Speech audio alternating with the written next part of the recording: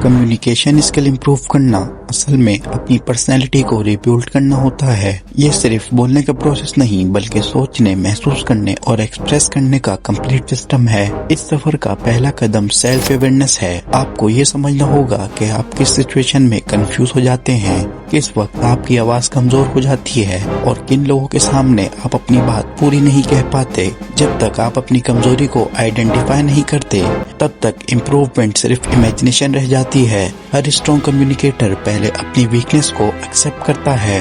اس کے بعد دوسرا بہت ضروری سٹیپ ہے تھنکنگ بیفور اسپیکنگ۔ اکثر لوگ یا تو بنا سوچے بول دیتے ہیں یا پھر اتنا سوچتے ہیں کہ بول ہی نہیں پاتے۔ بیلنس کمیونیکیشن کا رول یہ ہے کہ بولنے سے پہلے صرف اتنا سوچیں کہ آپ کا مین پوائنٹ کیا ہے۔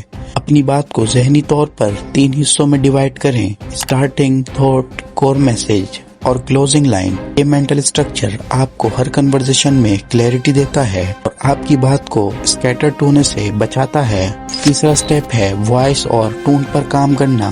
آواز صرف بولنے کا ذریعہ نہیں ہوتی بلکہ فیلنگ کا کیریئر ہوتی ہے۔ ایک ہی سینٹینس اگر مونوٹون میں بولا جائے تو بورنگ لگتا ہے اور اگر پراپر پوسز اور امپیسس کے ساتھ بولا جائے تو امپیکٹفل بن جاتا ہے۔ روز تھوڑی دیر لاؤڈ ریڈنگ کی پریکٹس کریں، نیوز آرٹیکل، بک یا اپنی ہی لکھی ہوئی لائنز۔ اس سے آپ کی آواز میں کنٹرول، اسٹیبلٹی اور کانفیڈنس آتا ہے۔ چوتھا اور بہت گہرا سٹیپ ہے لسننگ وتھ انٹینشن۔ کمیونیکیشن تب فیل ہوتی ہے جب دونوں لوگ صرف اپنی بات کہنا چاہتے ہیں۔ جب آپ کسی کو دھیان سے سنتے ہیں، آنکھوں سے کانٹیکٹ بنائے رکھتے ہیں اور بیچ بیچ میں صرف اتنا سگنل دیتے ہیں کہ آپ سمجھ رہے ہیں تو سامنے والا خود کو ریسپیکٹڈ محسوس کرتا ہے۔ یہ ریسپیکٹ آٹومیٹکلی آپ کے لیے اسپیس کریٹ کرتی ہے، آپ کی بات کو امپورٹنس ملتی ہے۔ پانچواں سٹیپ ہے باڈی لینگویج۔ آپ کے الفاظ اور جسم کا میسج ایک جیسا ہونا چاہیے۔ اگر آپ کہہ رہے ہیں کہ آئی ایم کانفیڈنٹ لیکن شولڈر جھکے ہوئے ہیں تو آپ کا میسج ریجیکٹ ہو جاتا ہے۔ ریلیکس پوسچر، سیدھی گردن اور کنٹرولڈ ہینڈ موومنٹس آپ کو نیچرلی پاورفل دکھاتے ہیں۔ باڈی لینگویج کو فیک نہیں کرنا ہوتا، صرف اپنے جسم کو انکمفرٹیبل پوزیشن سے نکالنا ہوتا ہے۔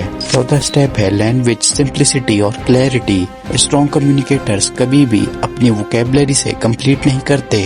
وہ جانتے ہیں کہ کلیئرٹی زیادہ پاورفل ہوتی ہے بنسبت کمپلیکسٹی کے۔ ہر سینٹینس بولنے سے پہلے اپنے آپ سے پوچھیں کیا یہ بات 10 سال کا بچہ بھی سمجھ سکتا ہے؟ اگر جواب ہاں ہے تو آپ صحیح ڈائریکشن میں ہیں۔ کلیئر بات ہمیشہ یاد رہتی ہے۔ 7واں سٹیپ ہے ایموشنل کنٹرول۔ جب ایموشن زیادہ ہوتے ہیں کمیونیکیشن بریک ڈاؤن ہو جاتی ہے۔ غصہ، نروسنس یا انسیکیورٹی آپ کے الفاظوں کو ہائی جیک کر لیتی ہے۔ اس لیے بولنے سے پہلے ایک چھوٹی سی پاز لینا سیکھیں۔ یہ پاز آپ کو ریئیکٹ کرنے کے بجائے رسپونڈ کرنے کا موقع دیتی ہے۔ میچور کمیونیکیشن ہمیشہ کنٹرولڈ ایموشن سے پیدا ہوتی ہے۔ 8واں سٹیپ ہے ریئل ورلڈ ایکسپوجر اور discomfort training. Comfort zone communication کو مار دیتا ہے۔ جب تک آپ نئے لوگوں سے بات نہیں کرتے، نئے انوائرمنٹ میں خود کو ایکسپریس نہیں کرتے، تب تک گروتھ سلو رہتی ہے۔ ہر دن ایک چھوٹی کنورسیشن شروع کرنا اپنا رول بنا لیں، چاہے وہ سلام ہو یا شارٹ اوپینین۔ یہ چھوٹی چھوٹی جیتیں آپ کے کانفیڈنٹ کو سائلنٹلی بلڈ کرتی ہیں۔ 9واں سٹیپ ہے فیڈ بیک اور سیلف کریکشن۔ اپنی کنورسیشنز کو یاد رکھیں اور اینالائز کریں۔ کہاں آپ کنفیوز ہوئے ہیں، کہاں بہتر بول سکتے تھے۔ کبھی کبھی اپنی آواز ریکارڈ کر کے سننا بھی بہت پاورفل ایکسرسائز ہوتا ہے۔ یہ پروسیس تھوڑا انکمفرٹیبل ہوتا ہے لیکن یہی ڈسکمفرٹ امپروومنٹ کا دروازہ ہوتا ہے۔ اور آخری سٹیپ ہے consistency as identity. Communication skill ایک دن کا پروجیکٹ نہیں بلکہ ایک لائف اسٹائل ہے۔